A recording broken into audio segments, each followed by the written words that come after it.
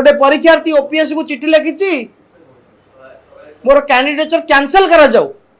किंतु ता परवर्ती समय रे मासे पर रिजल्ट बाहर ओपीएससी रिजल्ट ताको 12 नंबर रैंक देछि।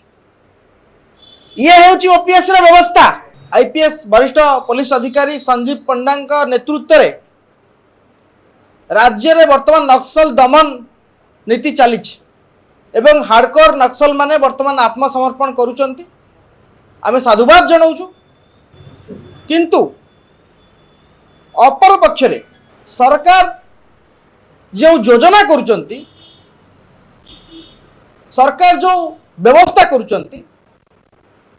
एवं सरकार जो योजना करूचंती कि नक्सल निपात करिवे शेष करिवे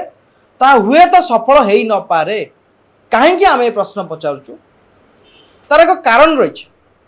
आपण माने जानिचंती दीर्घ 2 वर्ष रु ऊर्ध्व हेबो राज्य रे पुलिस एसआई परीक्षा को नहीं वर्तमान पर्यंत कौन स्पष्ट निष्पत्ति सरकार नहीं पारु नाहंती, जहा फल रे हजार हजार परीक्षार्थी प्रतिदिन ट्रेनिंग नौचंती, प्रतिदिन सकाळ उठी दौड़ुचंती, परिश्रम करूचंती, निजको फिट रखुचंती पुलिस एसआई हेबे बोली। किंतु जेहेतु राज्य रे पुलिस एसआई परीक्षा हेई पारुनी सेमानकर मानसिक स्थिति कौन थी आपण चिंता करंतु। जदि सेमाने कहा प्रवचन रे आसी किछि भूल डिसीजन नियंती ताले एथिपई किए दायी रहिबो एवं सरकारंकर जो नक्सल दमन व्यवस्था ता केते दूर कार्यकारी हेबो एवं सफल हेबो। माने भूल निष्पत्ति माने कोन निष्पत्ति ने सरकार दीर्घ 2 वर्ष हेबो आमे आगरु मध्य कहिथिलु राज्य रे एभली जदि आपण पिया मानको मानसिक निर्यातना देबे पुलिस हवा पई देबे नै ताले से माने बाध्य हेबे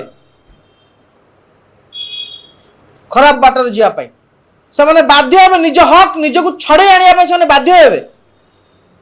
आज जो माने भी नक्सल हेचंती बा जो माने भी से रास्ता को जाइचंती आत्मसमर्पण करूचंती से माने कहानी आपण देखंतु निज हक को हासिल करिया पई से माने जे बाट ए बंदूक धरथिले ए बाट को आपणे नै थिले पुणी आपण राज्य रे हजार हजार मेधावीकर हक को छडे पई चेष्टा करूचंती। 2 वर्ष 3 वर्ष हो गलानी राज्य रे पुलिस एसआई परीक्षा ही पारुनी एवं परीक्षा किए करिवो ओपीआरबी करिवो ना नुआ जो बोर्ड है यूनिफॉर्म सिविल सर्विस बोर्ड से बोर्ड करिवो तार स्पष्टोक्ति पण सरकार दउ नांती एवं पूर्ण नोटिफिकेशन होबो ना नुआ नोटिफिकेशन होबो ताहा मध्ये सरकार जणाउ नांती। सीबीआई तदंत केबे सरिवो ताहा मध्ये सरकार जणाउ नांती। यदि नाही नाही भितरे एभली समस्या भितरे पुलिस एसआई परीक्षा गति करे ताले मेधावी मानकर मानसिक स्थिति को देखी सरकार सजाग हो जिबा कथा मु भाबुछि एवं आमे दाबी करिवु तुरंत अन्य समस्त परीक्षा जेहेतु अच्छी आरआई अमीन अच्छी फॉरेस्टर फॉरेस्ट गार्ड परीक्षा अच्छी एवं विभिन्न प्रकार एसओ परीक्षा अच्छी सबु परीक्षा जो भली भाव में गोटे समय रे एकाधिक परीक्षा न हेबो सेही भली सबु बोर्ड निज निज भितर कम्युनिकेशन रखी शीघ्र परीक्षा तारीख घोषणा करंतु। ये थिला हमर प्रथम विषय वस्तु। एवं द्वितीय कथा होछि आपण माने जानिथिबे ओपीएससी ओएफएस एग्जाम करतला ओडिशा फॉरेस्ट सर्विस आपण जानिले आश्चर्य हेबे विभिन्न गणमाध्यम रे मध्य प्रकाश पाइछि तार कागज दस्तावेज से हम हाथ में मध्य अछि केउ बड़ी भाव में किछि पिला फेक डॉक्यूमेंट देई परीक्षा व्यवस्था भितर को आछंती एवं चाकरी पाइछंती एवं जेतबे से जानि गले से माने कि आमे चाकरी पाइला परे मध्य असुविधार सम्मुखीन हेबु कारण हमर डॉक्यूमेंट भूल अछि आमे फेक सर्टिफिकेट देइछु तापर से माने ओपीएससी को चिट्ठी लिखिछंती। मु आपन गोटे चिट्ठी देखिया पई चाहूछि। ये होची सेही चिट्ठी गोटे परीक्षार्थी ओपीएससी को चिट्ठी लिखी मोर कैंडिडेचर कैंसल करा जाऊ किंतु ता परवर्ती समय रे मासे पर रिजल्ट बाहर ओपीएससी रिजल्ट ताको 12 नंबर रैंक देछि। ये होची ओपीएससी रे व्यवस्था एवं काहे कि हमें कहूची डॉक्यूमेंट भूल आपण देखंतु ये होची कैपिटल हॉस्पिटल रो से डॉक्यूमेंट जो थिरे कैपिटल हॉस्पिटल स्पष्ट भाव में लिखिछि कि जो मेडिकल सर्टिफिकेट रो डेट एमाने दुई जन पिला प्रदीप कुमार स्वाई एवं प्रियांशु बारिक 17/7/2025 और 16/7/2025 मेंशन करछंती वास्तविक सही डेट नुह तार ओरिजिनल डेट होची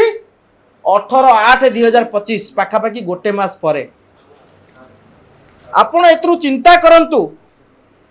ओपीएससी राज्य रे